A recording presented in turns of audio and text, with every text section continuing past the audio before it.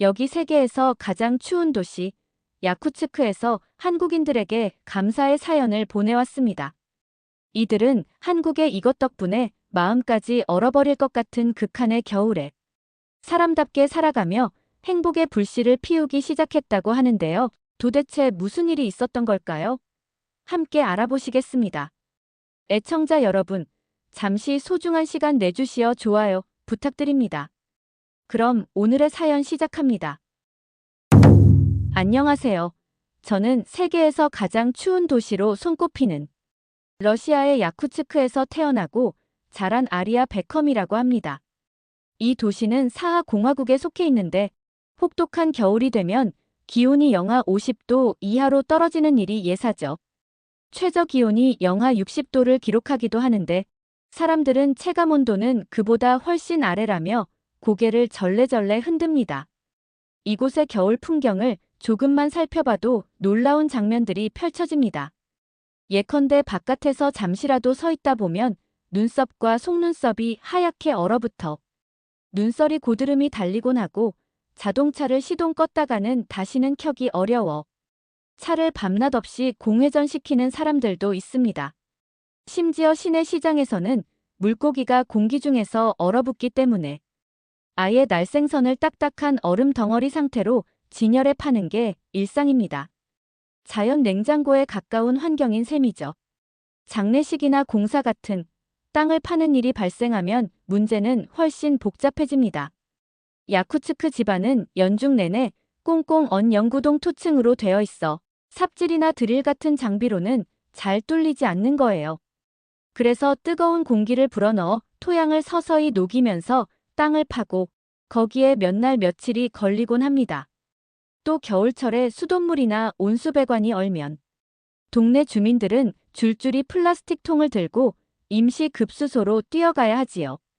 하루 해가 워낙 짧아 낮 동안에도 밖은 어둑어둑하고 기온이 훌쩍 영하 50도를 내려가니 밖에서 10분 이상 서성대기는 어려울 정도입니다.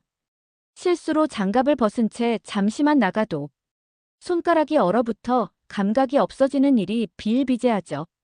그래서 야쿠츠크 주민들은 우리 도시는 자연이 내린 극지방 생존 체험장이라고 우스갯소리를 하곤 합니다. 이처럼 야쿠츠크의 겨울은 일상이 곧 모험이 될 정도로 가혹합니다.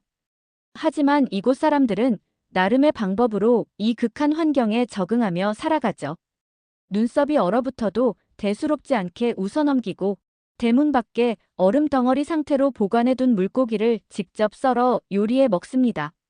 지하실 대신 야외 냉동고를 사용하는 집도 많아요.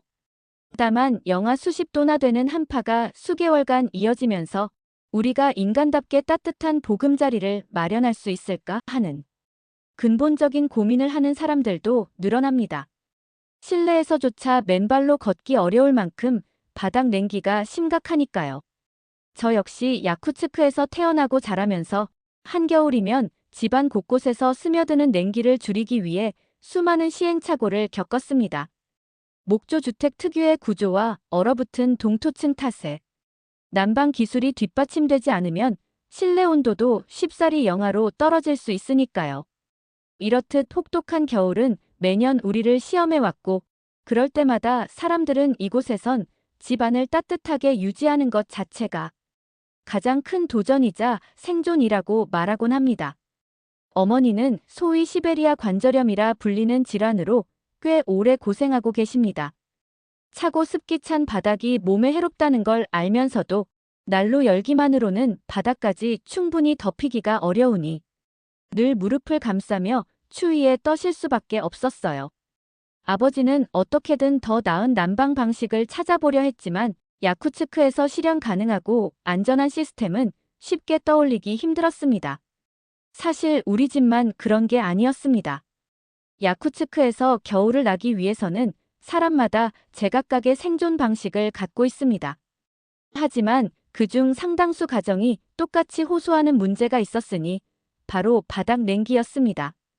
인근 친구들과 지인들의 집을 가보면 거실 한가운데 작은 난로가 있긴 해도 모퉁이나 복도, 침실 바닥은 언제나 얼음장처럼 차가웠죠. 이웃들의 상황을 들여다보면 더욱 가슴이 아팠습니다. 예를 들어 저희 바로 옆집에 사는 이반 할아버지는 몇 해 전부터 허리 통증을 심하게 앓고 계십니다.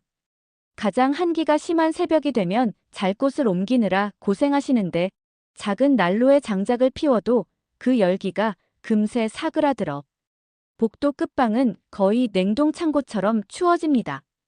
할아버지는 무슨 약을 드셔도 차가운 바닥과 허리가 맞닿으면 통증이 더욱 심해진다고 한숨을 쉬곤 하셨죠. 또 다른 이웃인 마리아 아주머니는 홀로 세 자녀를 키우며 겨울철 생계를 유지해야 했습니다. 생선 장사를 해서 번 돈 대부분을 난방비에 써야 했는데 영하 50도 아래로 떨어지는 날에는 보일러를 강하게 틀어도 방 안 온도를 15도 이상 올리기가 어려웠어요. 결국 난방비를 아끼려고 낮에는 보일러를 줄여두고 밤에만 조금 더 온도를 높이시는 날이 잦았죠. 그런데 자녀들이 폐렴과 감기에 시달리며 병원을 들락날락하는 일이 늘면서 의료비 부담까지 겹쳐 한겨울이면 매일같이 기도하며 버티시는 형편이었습니다. 거기서 끝이 아닙니다. 이 도시의 구도심 지역에 자리 잡은 어느 낡은 목조 가옥에 사는 안드레이 부부는 태어난 지 4달밖에 안 된 아기가 있었는데 번번이 어린아이의 손발이 얼어붙을까봐 노심초사하며 겨울을 보냈습니다. 바깥 기온이 너무 낮아 아예 밖으로는 나갈 엄두조차 못 내고 집안에 가만히 있어도 뼛속까지 파고드는 냉기에 아기가 칭얼거리기 일쑤였죠. 결국 부부는 두꺼운 이불을 집안 곳곳에 깔아두었지만 젖병 따뜻하게 하기도 쉽지 않은 상황이라 새벽마다 마음 졸이며 지내야 했습니다. 저 역시 건축 기술자로서 여러 집을 보수하고 단열재를 덧대보는 작업을 해왔지만 이 혹한의 바닥 냉기를 완전히 잡아낼 수 있는 마땅한 해법을 찾지 못했습니다. 방열재를 최대로 시공한다 해도 워낙 기온이 낮으니 잠깐만 난로 불을 꺼도 바닥이 순식간에 얼음처럼 식어버리곤 했지요. 그러던 어느 날 제게 뜻밖의 소식이 들어왔습니다. 한 지인이 한국이라는 나라의 전통 난방 방식을 알아냈다며 제게 소개해 준 겁니다.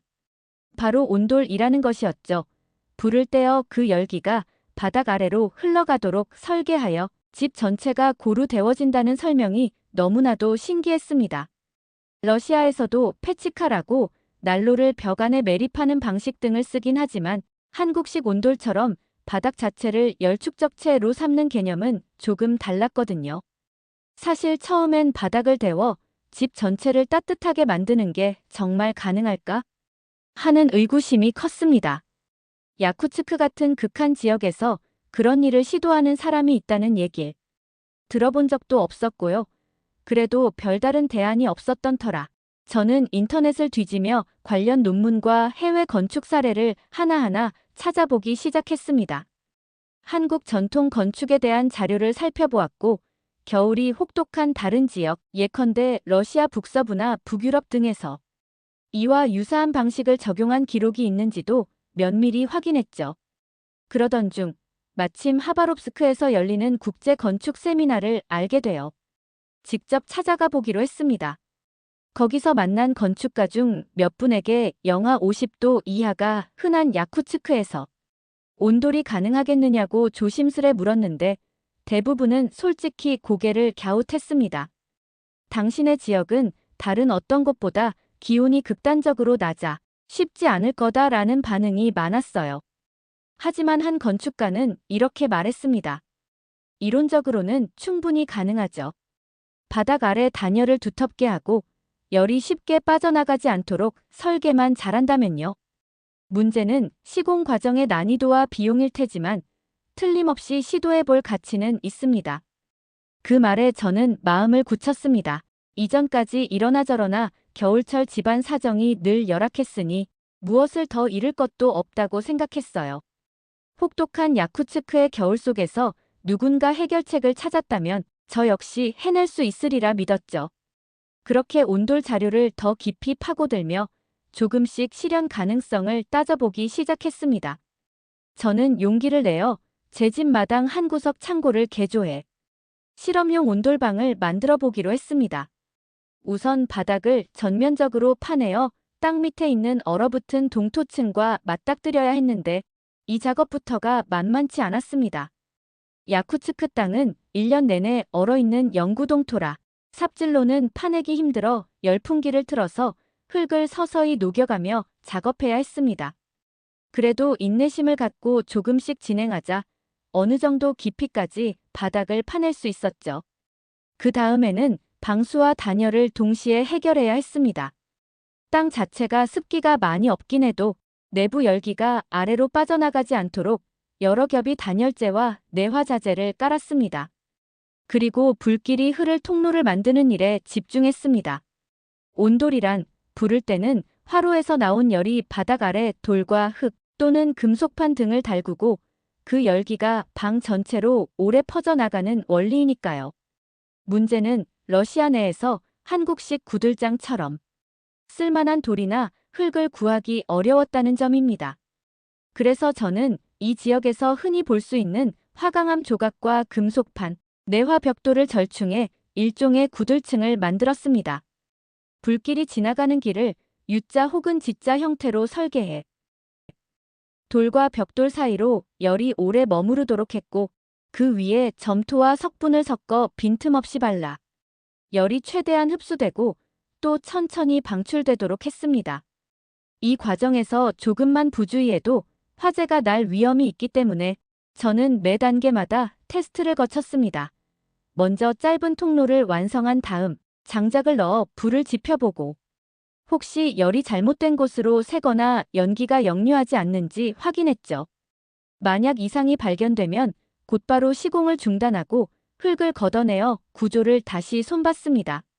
며칠간의 진땀나는 작업 끝에 마침내 실험용 온돌방을 완성했고 긴장된 마음으로 불을 붙여보았습니다.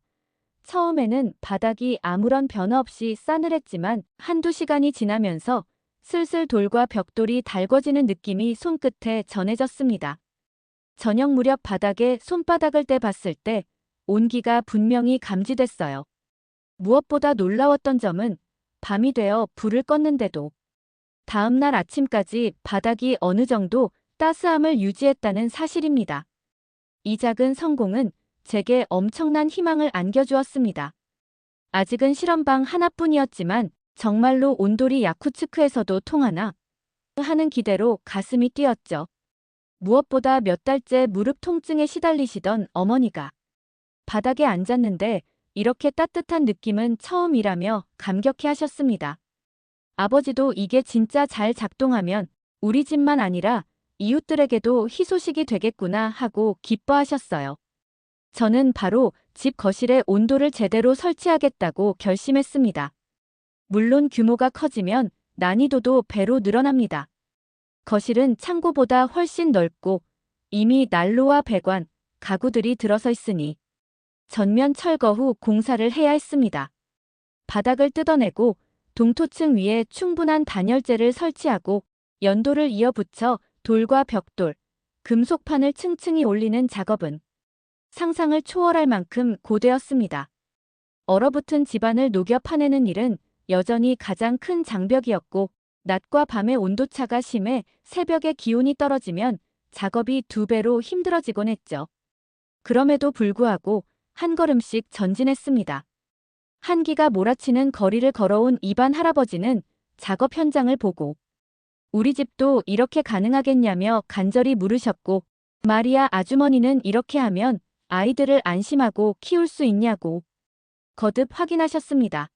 안드레이 부부도 아기 침실만이라도 온도를 시공해달라며 울먹이셨죠. 모두에게 조금이라도 희망을 주고 싶다는 생각에 저는 더욱 집중할 수밖에 없었습니다. 마침내 몇 주 뒤 우리 집 거실 온돌이 완성되었을 때 저는 장작을 넣고 온도가 오르길 기다리며 마음을 졸였습니다. 불길이 잘 퍼질까? 혹시 화재라도 나지는 않을까? 걱정이 많았지만 두어 시간 후 바닥을 만져보니 은은한 뜨거움이 올라왔습니다. 이윽고 거실 곳곳을 돌아다녀 보아도 한기가 사라지고 고른 따뜻함이 감돌았어요. 어머니는 관절이 녹아들 것처럼 편안하다고 하셨고 아버지는 옛날에 난로만 피웠을 땐 벽 근처에서 춥다고 움츠렸는데 이제 거실 전체가 따뜻하니 믿기지가 않는다고 연신 감탄하셨습니다.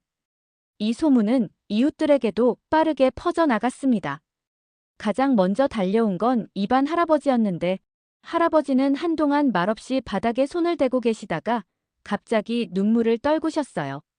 한평생 시베리아 추위에 맞서 살아왔지만 이렇게 온몸이 편안한 건 처음이구나. 그 말씀에 저도 모르게 울컥했습니다. 마리아 아주머니는 아이 셋을 데리고 와서 바닥을 밟아보게 했는데 아이들은 놀라서 우와, 여긴 왜 춥지 않아? 하고 깔깔 웃었죠. 아주머니는 그 모습을 보고 또 한 번 울먹였습니다. 물론 온도를 설치하는 일은 꽤 큰 비용과 공사 기간이 들어가는 터라 당장 마을 모두가 도입하기는 쉽지 않았습니다. 그래도 저에게 와서 작은 방만이라도 가능할까? 라거나 거실 한쪽만 시도해 볼 수 없을까? 하고 묻는 사람들이 점점 늘었어요. 요즘은 서로 품앗이하듯이 인력과 자재를 돌려가며 조금씩 온돌 시공을 하는 가정도 생겨나고 있습니다. 그 과정에서 이렇게 극한의 추위가 찾아와도 바닥만은 따뜻할 수 있다는 사실이 너무 기쁘다며 눈물을 보이는 분들이 많죠. 더불어 사람들 사이에서는 온돌은 단순히 난방 기술이 아니라 삶을 온전히 덮여주는 지혜라는 말이 퍼져나갑니다. 야쿠츠크에서 겨울은 결코 가볍지 않은 재앙 같은 계절이었는데 바닥에서부터 올라오는 열기가 사람들의 생활을 바꾸기 시작한 거예요. 어머니의 관절 통증이 현저히 줄어든 모습, 아이들이 찬 바닥을 피해 구석에 웅크리지 않고 마음껏 뛰놀 수 있게 된 변화, 한밤중에 잠에서 깼을 때도 온기가 여전히 남아있는 땅의 포근함. 이 모든 것은 저를 비롯한 마을 사람들에게 큰 위안이자 희망입니다. 아직도 야쿠츠크에는 영하 50도를 웃도는 혹한이 계속되고 눈보라는 며칠씩 멈출 줄 모르지만 적어도 제 가족은 이전처럼 바깥 기온에 떨지 않습니다. 바닥에 깔아놓은 온돌 구조가 집안 구석구석을 고르게 데워주니까요. 아침에 일어나 맨발로 거실을 걸어갈 수 있다는 게 이렇게나 소중한 일이었다니 예전엔 미처 몰랐습니다. 저는 앞으로도 온돌 구조를 연구해 더 안전하고 비용을 절감할 수 있는 방식을 찾아볼 생각입니다. 이반 할아버지나 마리아 아주머니, 그리고 갓난아기를 키우는 안드레이 부부처럼 하루하루 버티기 힘들어하던 이웃들을 위해서라면 어떤 수고도 마다하지 않으려 해요. 온돌 덕분에 우린 이제 혹한의 계절을 조금은 다른 눈으로 바라보게 됐으니까요. 이것이 바로 혹독한 겨울이 일상이 된 러시아 야쿠츠크에서 펼쳐진 작은 기적의 기록입니다. 이곳 사람들에게 온돌의 온기는 단순히 몸을 녹이는 열을 넘어 겨울을 두려움이 아닌 희망의 계절로 바꿔놓는 놀라운 변화의 불씨가 되었습니다. 부디 이 이야기가 여러분께도 따뜻함과 용기를 전해주길 바랍니다.